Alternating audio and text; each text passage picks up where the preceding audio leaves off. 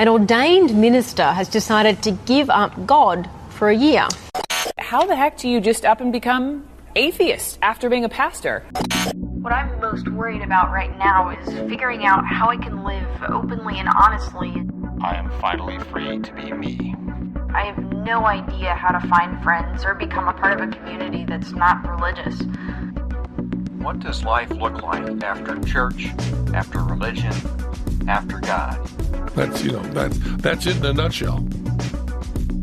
This is the Life After God podcast, a conversation on the space between belief and unbelief and beyond, with your host, Ryan Bell.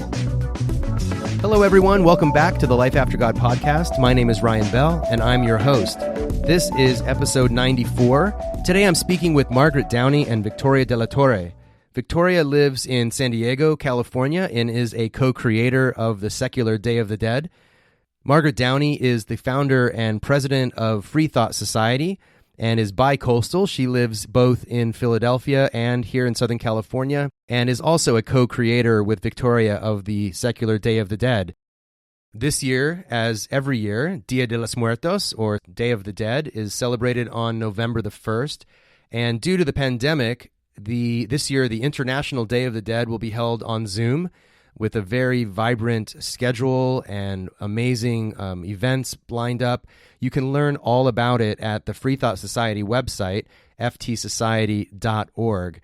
For the next few minutes, we're going to talk about the origins of Day of the Dead, how this idea to secularize the event and create it as an event for the secular community came about, and what we, especially as Americans, can learn from this Mexican holiday and that's celebrated across the Hispanic world.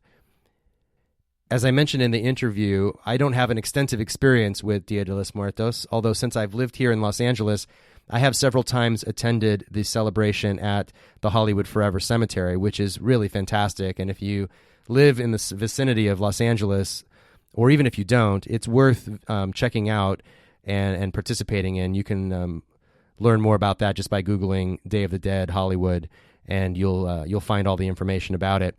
But we want to tell you about secular Day of the Dead. So without any further delay, here's my conversation with Victoria de la Torre and Margaret Downey. Margaret Downey and Victoria de la Torre, welcome to the podcast. Hi, Ryan. Thanks for having us. Hello, Ryan. We're so thrilled to be with you today. This is great. As with almost all of my episodes, it takes a little back and forth before we end up actually recording, and so this is something we've chatted about for a little while now, but I'm really excited to hear the story of how secular Day of the Dead came to be, and also to get into a little bit of background about the tradition and the celebration of Dia de los Muertos as a cultural practice, and how our listeners can engage with it and what it means. So I guess the best place to start is just at the beginning. Where did secular Day of the Dead come from?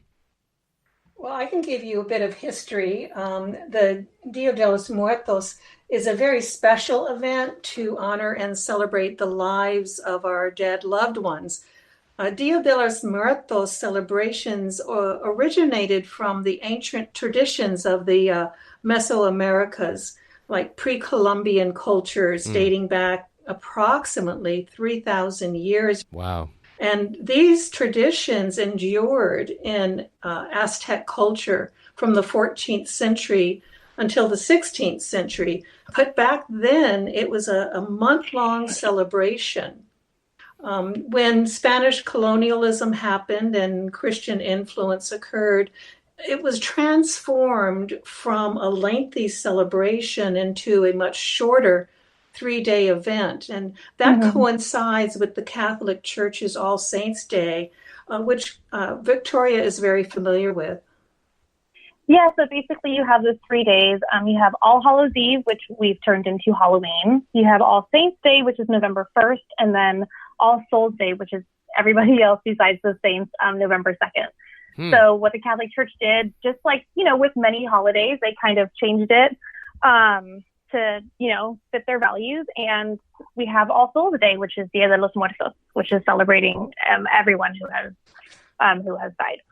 Yeah, I mean, the same thing happened in the Christian calendar with a holiday like Easter or even Christmas, where Christians came and sort of Christianized it and sort of colonized it exactly, and made it, connected it somehow to the Christian religion, and that's how people remember it today. And so I think if you ask the average white person on the street, or maybe just the average like non-Latino on the street, you would probably hear them say, "Oh, it's a Catholic thing." Yes, and it's now evolving to an even higher standard, we think, because it's now become a very secular event. How do you trace the secularization of it? Or like maybe it's would you say re-secularization, or was it kind of a spiritual thing in the beginning, I suppose, with people trying to figure out the unknown? I mean, a lot of rituals originate in ancient times around the unknown and trying to sort of figure out why the world is the way it is. Is there a kind of a spiritual connotation to the ancient practice of Dia de los Muertos, or was it sort of a secular thing in the very beginning? Yeah, I think with like many things in Hispanic culture, there is that indigenous root that always persists.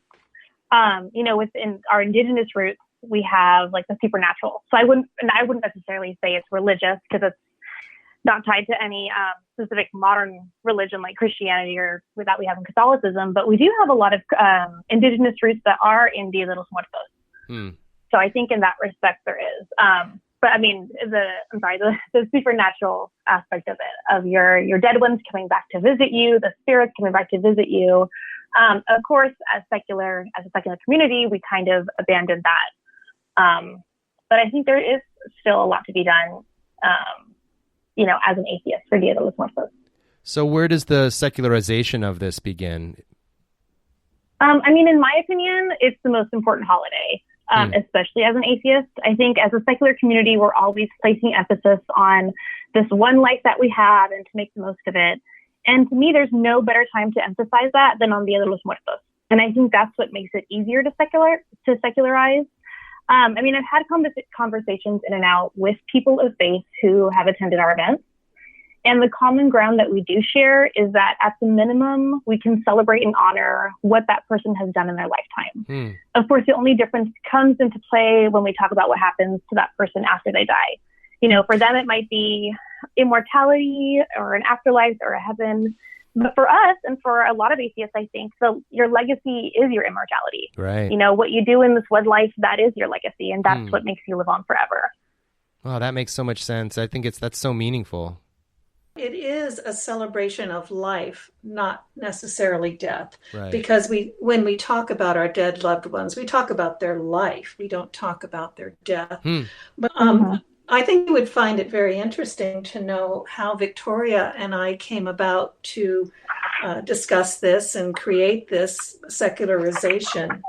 I met Victoria at a conference, and I was very impressed with her, and asked her if she would like a mentor. And she said yes. So I invited her to spend a weekend with me at our condominium in Newport Beach. And from day one, we started practicing, speech techniques, media training. And then we got around to talking about how to have something very special related to what we do. And that's when we realized that both of us are Hispanic. A lot of people in our community don't know that my mother is Puerto Rican, and I was married to Christopher Ortega for several years. That's a Mexican family that I was close to when I was very young. And I learned a lot about the the Day of the Dead. And so talking to Victoria about this, we realized we had something really solid to work on together. Yeah, my experience as a person from of European heritage, my, immigrant family came over generations ago. Probably it was my great great-grandparents, I think, who migrated to the Great Plains and the Midwest of America to be farmers. And so I grew up white as can be in middle America. And it was only much later in life that I even encountered Dia de los Muertos. Growing up as a Christian, Halloween was forbidden. I was in a very conservative family. And, we were fed the typical lie that Halloween is Satan's birthday or something like that, or like Satan's holiday. Right. And that the occult, all the, America and probably the whole world, but at least America's fascination with the occult, movies like Poltergeist and, scary movies about the supernatural and spirits and the dead visiting in a very scary way. So for me, thinking about the dead visiting me is kind of a terrifying idea, right? But you're saying that in a Mexican culture, that's a welcome idea, for your loved ones to visit you, even though I'm not talking about literally, right? Because you and I don't believe, the three of us don't believe that the dead actually visit us. But the concept, the idea, they visit us in our memories, right? They visit us in the heritage, like the legacy that you talked about a minute ago. Correct. So that I think that's interesting. And I think Americans fear death, and I guess we all do, but the American culture, whatever that is, seems to really like to avoid thinking about death altogether. Is that something either of you have noticed, having like this Hispanic, Latino background, and then obviously being immersed in American culture? How would you describe that distinction, if you see one at all? Yeah, definitely, Ryan. I think there is a huge contrast. I think for Dia de los Muertos, it's a celebration, not so much a mourning of death and a grief of death. I think here in the U.S., funerals and grieving and death, that's kind of reserved for adults, right? We want to sugarcoat it for kids, or tell them that, their loved ones are in heaven, or, just that they've gone away. We kind of want to sugarcoat it and put it under the rug. But for Dia de los Muertos and for, different Hispanic communities, it's kind of encouraged for children to participate. We have vibrant colors. It's more of a celebration. It's a, huge party. And I think that is a huge difference. And I think children do pick up on that. It also gives people a reason to appreciate their one and only life. When you accept the fact that death is a natural process in life, you can appreciate the everyday occurrences, the appreciation of food, the appreciation of beverages, the appreciation of friends. When you're celebrating together as a community, it reinforces that your life is very valuable and very full if you fill those days with these beautiful things that we celebrate on the secular Day of the Dead. It seems that this approach to death really did impact at least parts of the Catholic Church. I remember when I was a student missionary in the Philippines, it was the first time I had encountered a wake. And, it was an all-night party. And I'd always thought of, funerals as these somber, sad, very morose events. And, of course, it is sad because we miss the person who's departed.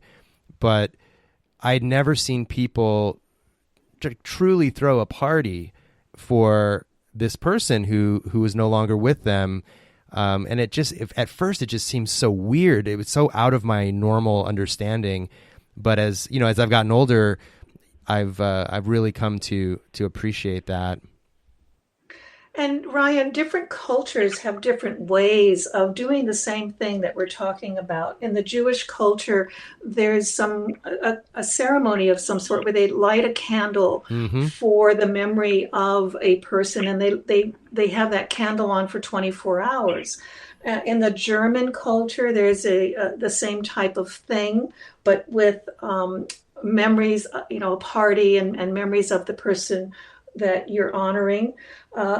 My dance instructor is Russian, and he was telling me that in his culture, they have something called Grandparents' Day and Great-Grandparents' Day, where they celebrate with the people that are still alive, and the people that are dead are remembered and honored for the entire day. So this is a cross-culture need in human beings being social animals and having rituals. All of these are associated with community and celebration of life. Yeah, I think it's so healthy. I mean, I was just listening to you, both of you, and thinking that we don't even like to say that someone died. We say they passed away, or they passed on, right. or like it sounds so clinical to say, "Oh, my dad died." Ugh, like, oh, he passed away. And there's just a lot of, and again, like you say, it's a cultural thing, and it varies from person to person. And I'm just also reflecting, really for the first time, on the fact that my partner's father passed away a couple of years ago, and it was not predicted. It was he got sick and died, and it was quite surprising to everyone. And so it was, needless to say, very tragic and very sad. And my girlfriend still has a lot of presence. Like the sadness is very present for her still. But every year, on his birthday or on the day that he died, we do something to remember him. He was a big music buff, and he played guitar, and he was a huge fan of classic rock and folk music and some country music. So we Brooke tries to find a concert that's happening either at the Hollywood Bowl or the Greek Theater or one of our venues around here. Oh, that's and great. we'll go hear a musician that we think he would like, or one that was a favorite of his if it happens to work out. And we just do that for him and for our memory of him. And then one year we went to eat Cajun food because he really liked Cajun food. We're like, it's his birthday, we're going to go have Cajun food. So it was, we do these things, I suppose, even if there isn't an entire culture supporting us as we do it. Hopefully people feel, or who are listening right now can reflect and say, oh yeah, I've done that, or that's something I'd like to do to keep alive the memory. I think in the beginning when we lose someone, it's so painful. And then as the pain fades a little bit, we can experience more of those happy memories. Right, definitely. And that's what we're doing on the Secular Day of the Dead. Is during our program, we are going to have a section designated for honoring people. It's going to start off with some superstars that are going to be honoring their dead loved ones. We have actor John Huertas, who is honoring his grandparents. We have Sasha Sagan, who's honoring her father. A sculptor, Zenos Foudakis, honoring his brother, who was his mentor. And John Davidson, he's a Hollywood legend and Broadway musical star. He's honoring his brother. Then Fernando Alcantar. Oh yeah, and he's honoring members, his grandmother. And then we're going to open that particular part of the program for open mic. And already we have many people making a reservation to guarantee that there will be time for them to speak during that period. Debbie Allen will be talking. She's honoring Ruth Bader Ginsburg. Oh, nice. And then several other people have contacted us and made a reservation. Now people who want to do this can send an email to secularDayOfTheDead@ftsociety.org. That's great. And it strikes me, I want to ask you in a minute about how you did this pre-COVID, because obviously this is going to be on Zoom or some similar platform. And it seems so pertinent this year. We've lost now over 215,000 Americans or people living in America in the last several months due to COVID-19. And I mean, what an experience of death we've had this year. Yes. And one of the people who has registered for a space, his sister died of COVID. Yeah, I mean, I'm sure that is on people's minds so poignantly right now. Just the few stories that the media has covered here and there, some of the deeper dives into families that have lost loved ones have just been heartbreaking and sadly preventable, I think, in many cases. But there we are. Plus, a lot of people have not been able to actually be with their loved one when COVID takes their life. That's right. So this is a closure exercise for many people. And that's what we look upon this as. The very first secular Day of the Dead that Victoria and I hosted, I was able to find closure in talking about my Auntie Conchita, who died, and I was not able to see her, and I was not invited to the funeral. They said, because I'm atheist, that they were afraid that seeing her on her deathbed would be dangerous to her. Oh, wow. So, it might jeopardize her salvation or something. Yes. So I was, I did not feel welcome there. But talking about that, talking about my auntie, her life, her importance in my life was so healing to me because I was sharing that with people who understood what I was feeling and talking about.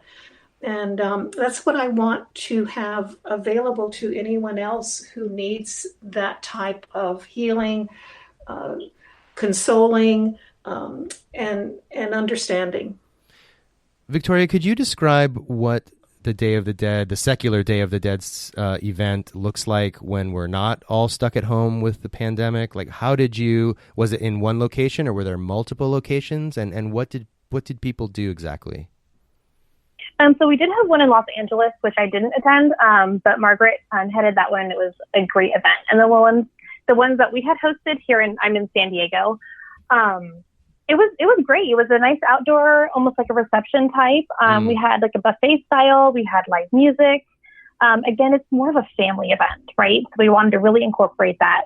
The children were involved with face painting, which is another tradition for Day of the Dead. Right. We had a piñata, activities for the kids. We really wanted it to be a celebration rather than, anything grieving or mourning. Right. So yeah, in that respect, I think it was great. And of course, I miss being outdoors with people and having events, but I'm hoping that the Zoom event will be great.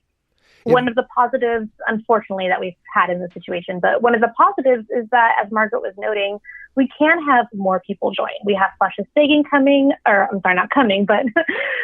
joining through Zoom with a video, John Huertas, and it's really opened it up to a lot more people, rather than just people who can drive to San Diego, for a few hours. And maybe they'll pick it up after experiencing it and do it in their community next year. That's the hope, Brian. That's what when we started this, we really wanted it to branch out to other communities. It is hard to do an event, especially when there's, just a handful of people who are doing all of the hard work. Right. But now with Zoom, I'm sure like many other groups that we're going to be sticking online probably in the foreseeable future. And I'm really hoping that other communities see this and realize how important it is and how uplifting it can be, and they can just kind of take the reins to do it for their own community. In 2018, we held the event at a big Los Angeles restaurant, La Fonda on Wilshire Boulevard. Yeah, of course. I highly recommend it. And National Public Radio came out and covered the entire event, interviewed participants, and the segment can easily be found on their website under the heading of Angelinos Celebrate the First Secular Day of the Dead. Yeah, and then in 2019, we were so happy that not only did we celebrate in San Diego, we also learned later that Norwalk, Connecticut, Tyson's Corner, Virginia, and Madison, Wisconsin groups all held their own type of a Secular Day of the Dead event. So that's how things start. It's one kickoff somewhere, and then it starts to spread a little at first, and then I think my sense is that the secular community we're a bunch of people that live in our heads a lot. We like science, we like philosophy, we like history, we like reading and learning things. We invite people to lecture to us because we could we learn for a living, basically. That's what we love to do. But to have something that really connects to our souls, if I can use that word, it's probably not the best word, but like our hearts, our emotions, and our sense of being human in a more less scientific and more humanistic kind of way, I think is a breath of fresh air for the secular community. It's something we can do with our bodies. We can, well, unfortunately on Zoom this year, probably not, but in general, it's something we can paint our faces, we can make crafts, we can play with the children. And to me, this is really sorely needed in the secular community. Definitely, Ryan. I think especially the aspect of having like a family event. Yeah. I joined like the atheist movement, the secular community, back in college, and it was great. I think a lot of it was hard to find people my age in the secular community. They were usually, north of, 40, 50. And now that I have kids, I have this need and this desire to not take them to a conference with me, but do something with like-minded people, and now I'm finding out I can reach a little bit here and there with different groups, other atheist parents like me who want to do that. And I think this is good because it sets something in the calendar. It's something to look forward to, hopefully year after year. Hopefully it won't always be in Zoom. Yeah. Let's hope.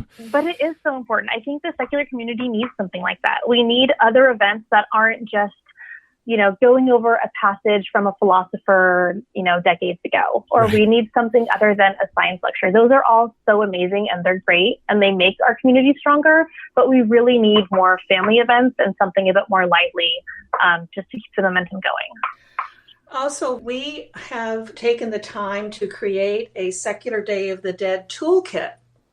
And we'd love to send it to anyone who would request it.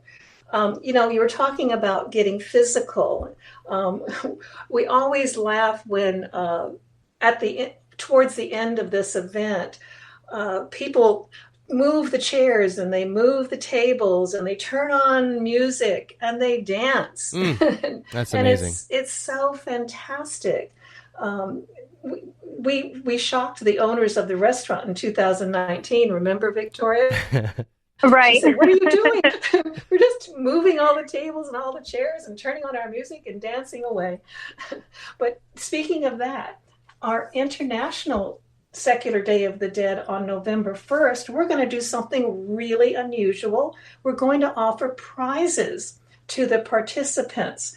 And what we're going to give prizes for is the best Secular Day of the Dead Zoom setting, the best face painting, the best face mask, the best hair adornment. And the prizes are just going to be spectacular. People will have a choice of prizes. It's just to encourage people to get involved. Oh, also, an overall Secular Day of the Dead themed clothing will be awarded. Like a costume contest almost. Oh, yeah. I can't do anything without a costume. I know. contest. I was going to say, Margaret, you love your costumes. That's for sure. This might sound funny, but my deepest involvement with Dia de los Muertos is the celebration that happens every year at Hollywood Forever Cemetery. I don't know if either of you have had a chance to participate in that. Yes. My mother lives right down the street from there. She's 94 years old, and she lives just a few blocks away from that location. Yeah, it was, everything that we've been talking about that you've said, it's celebratory, there's music, there's dancing, Aztec dancers, people in other types of costumes dancing, the food vendors are everywhere. There's films playing in different parts. There's you can walk through the mausoleum where there's artwork hanging, especially for that day. Tons of artwork, and then people decorate the graves that are there in the cemetery. I don't know who's allowed to decorate which graves. I'm sure it's not just a free for all, but some famous people are buried there, and they always get the royal treatment of grave decorations. It's something. If you're ever in Los Angeles, or if you live here and you're here on the 1st of November, or whenever they might hold it on the weekend nearest. I don't remember quite how they hold it in terms of their calendar, but it's definitely worth doing. It's so much fun, and you'll learn a lot, and the artwork is fantastic. That's so nice to hear, Ryan. I keep on seeing different events. I feel as though in the past maybe 5 or 10 years, Day of the Dead has just blown up with people outside of the Hispanic community. Here in San Diego, we have a neighborhood called Old Town, and it's basically one of the first towns that was here in Southern California. And they go all out for Day of the Dead. It's a 3-day celebration from Friday to Sunday, whatever weekend it comes closest to. And it's great. I see a lot of people from the Hispanic community, from the non-Hispanic community just come together, and it's really a sight to see. Unfortunately, we won't be going this year. Right. But it's so great to see those different events pop up. That reminds me, I wanted to ask you about this issue. These days, I think all of us are pretty sensitive to appropriating other people's cultures, wanting to be respectful that, for example, someone like myself, I'm not Mexican, I'm not even Latinx of any kind that I'm aware of.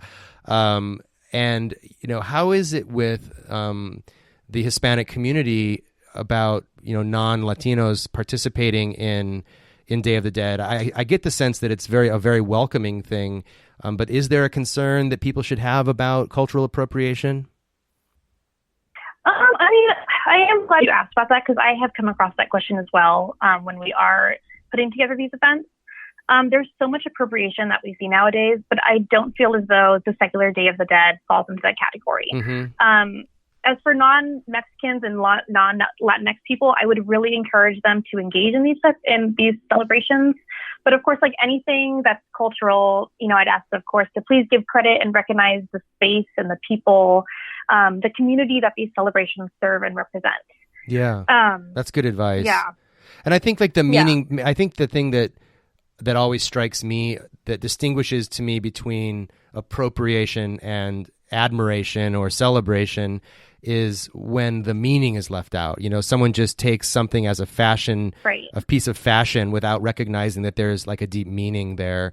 And what you all are doing with the secular Day of the Dead is exactly that. It's bringing the meaning into a culture in the United States, frankly, as we said before, that, doesn't really like to talk about the dead, our loved ones who have died. We talk about it a little bit in hushed tones, maybe with our immediate family, but we don't go to parties to celebrate them with other people. It's a very different type of thing, and something I think would be good. Well, creating the secular Day of the Dead allowed us, and many other non-theists, a chance to enjoy what we like to think of as a cultural experience. If you happen to be traveling in a Latin country on Dia de los Muertos, the entire community would welcome your participation, no matter your ethnicity. Mm-hmm. Participation is a sign of respect for the culture. And this is how we feel about offering a secular Dia de los Muertos to our fellow non-theists. We want everyone to participate as a sign of acceptance and appreciation. Yeah, that's the sense I've gotten from other folks too in my community. They I don't know if it's this way with every cultural celebration, but with Dia de los Muertos, it's definitely a sense of we welcome you. We all share this experience of having lost loved ones, and it's something that connects us all to each other. We have that common sense of loss and the sadness around it and the memories that we hold dear. And right now, I think, especially in our political climate, we could probably all use to find some common ground with one another. And maybe this is something perfect for that. I mean, what is the date of the Secular Day of the Dead on your big Zoom celebration this year? We're going to call it the International Secular Day of the Dead, because people have outreach to us from Puerto Rico, from Central America, South America, Mexico.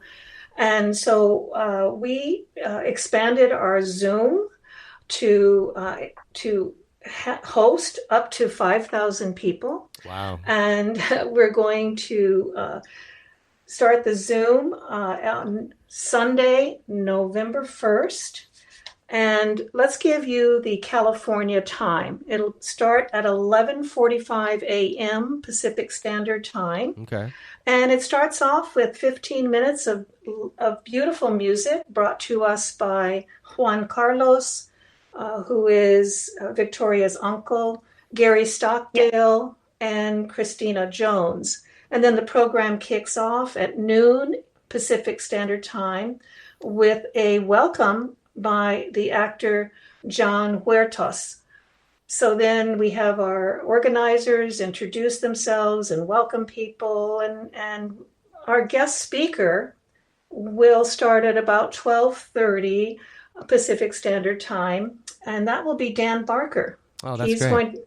He's going to be talking about his journey from evangelical preacher to atheist, and he spent a lot of time in Mexico. So the name of his speech is Adios, Adios. That's great. I don't know why I've never heard of that before. That's very clever. I know, right? It's very clever. I loved it. I would like to also mention that if people would like to tune in and honor their pets, pets are a part of the family. And we want people to feel like they can talk about the life of their pet and what that pet meant to them. And one of the reasons I think it's important for people to know that they can talk about their pets is that pets are part of the family. And religious people, if they're looking at their Bible, the Bible doesn't specifically declare what happens to animals after they die. And, Christians have differing answers to that, but we know that that's not relevant. What's relevant is that we love our animals and we can feel free to honor them on the secular Day of the Dead. That's really beautiful. I already can think of people who would really appreciate that.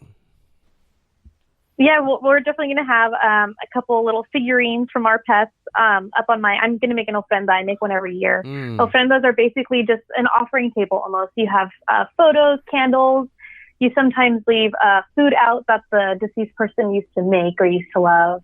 And my children add a few little animals that are no longer with us. But they have a great time making their ofrendas. So I'm really looking forward to that this year too. And instead of calling our tables a altar, we designate them as an honoring table. One year we had so many pictures from people who wanted to honor their dead loved ones. It was so beautiful because even though people didn't want to actually talk, they brought the picture just so that they could look at it up there amongst flowers and decorations and other people's pictures. I do remember a couple of people for our first event in San Diego. They had told me they had planned on honoring their loved ones with a short 3 to 5 minute speech, but they just couldn't do it, Ryan. And they put their picture up there, and they told me that they at least felt like they were kind of participating in honoring their loved ones. Sharing your story and honoring somebody isn't for everything. I think grieving is a process, and if they feel like they can't share it up in front of 40, 50 people, then that's fine. But the honoring table is a good place just to personally add your little touch to Day of the Dead. Yeah, it reminds me again of what we were saying before about art and music being a part of our human experience. And words spoken isn't everything, like you said. There's other ways to demonstrate that. And I can, in my imagination, I can just see this table full of photos, and what a beautiful, collage of faces of people that were deeply loved in their life. And many people who put photographs up on the table, they would stand close by to the table and pick up the picture and show it to people who are also standing nearby and talk about their dead loved one. It was a beautiful sight to see. Yeah, people connecting around that shared experience.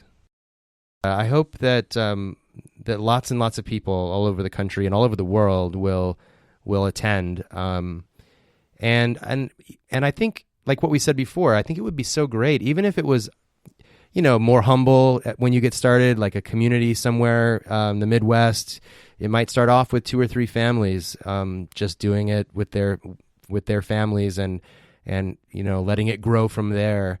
It would be, I think, a really meaningful thing to incorporate into, the secular community broadly. And I hope it continues to grow. Yeah, me too. I think it's a huge space, for Latinos who are atheists. Both Margaret and I are Hispanic, and we really view this event as an opportunity for other Hispanics who are atheists to celebrate, the culture and the heritage. I mean, for one, I'm sure many people Hispanics feel this way, but religion is such an important part of our identity as Hispanics, and it's ingrained in our cultural and in our traditions. So when we lose our religion, we might feel as though we're losing like such a monumental part of our culture and our traditions. Yeah. But Margaret and I just, we're here to say that just because you've lost your religion, it doesn't mean that you have to stop celebrating your traditions and your holidays. That's something for me as a Latina, I really struggled with when I lost my religion. I just felt like my quinceañera, that aspect was kind of empty for me. Dia de los Muertos, that's empty for me. And this was a nice reminder that even though we've lost our religion, we don't have to lose our traditions. Yeah, we're still human after all, right? And these religions built these celebrations around our shared humanity. They just infused them with God talk. And I think we can still celebrate all the aspects of humanity, like coming of age and dying and getting married and all the things that we do as human beings, and just not include the divinity and the prayers and the spirituality and all the stuff that some of us have decided we don't believe in anymore. Right. If you're not theist, if you're a theist, if you're Hispanic, if you're not Hispanic, and we're really, really looking forward to everyone having a good time. Yeah, I'm looking forward to it as well. Margaret, you mentioned the toolkit a minute ago, and I have looked through the toolkit, and I can tell folks the artwork is beautiful. And one of my favorite things about Dia de los Muertos is the beautiful, colorful artwork, and it's just gorgeous. So well done all the way around on all of the stuff that you both have created, and this really meaningful opportunity for people to reflect and on their humanity, on their own mortality, and to remember and celebrate the people that have gone before them and we've learned from, that we carry in our memories. Well, thank you both so much for your time. It's been great to talk to you, and look forward to joining you on November 1st. Thank you so much for having us, Ryan. Thank you so much for tuning in. I hope that you learned something today about Dia de los Muertos and about this event that you may not have heard of before. I want to encourage you to participate, to register for the event and participate. You can simply go to ftsociety.org, and you will see there on the home page a lot of information at the very top of the page about Day of the Dead. And you can sign up for the event, and you'll see the schedule there and all the key speakers. It's going to be fantastic, and I hope to see you there. As always, I want to thank my generous supporters who contribute monthly to the production of this podcast. Thank you so much for your ongoing support and encouragement and financial support for the show. It really does make it possible to do this. If you've been listening to the show for a while and you've been thinking, I should become a supporter of the show, I should join the Patreon. Maybe now is the time to do that. You can go on over to patreon.com/lifeaftergod and contribute any amount per month. You can even do an annual contribution, sort of do it all at once in one single payment. It just goes a long ways, any amount at all, towards offsetting the expense of producing the show. My next episode is a conversation with Juan Navarro Rivera, which I very much hope to get out just maybe a day or two before the election, in which we talk about some of the recent research that he's done about secular people and their political views, and we even get into some predictions about the outcome of the election. Hope you'll join us then. Until next time, my name is Ryan Bell, and this has been the Life After God podcast.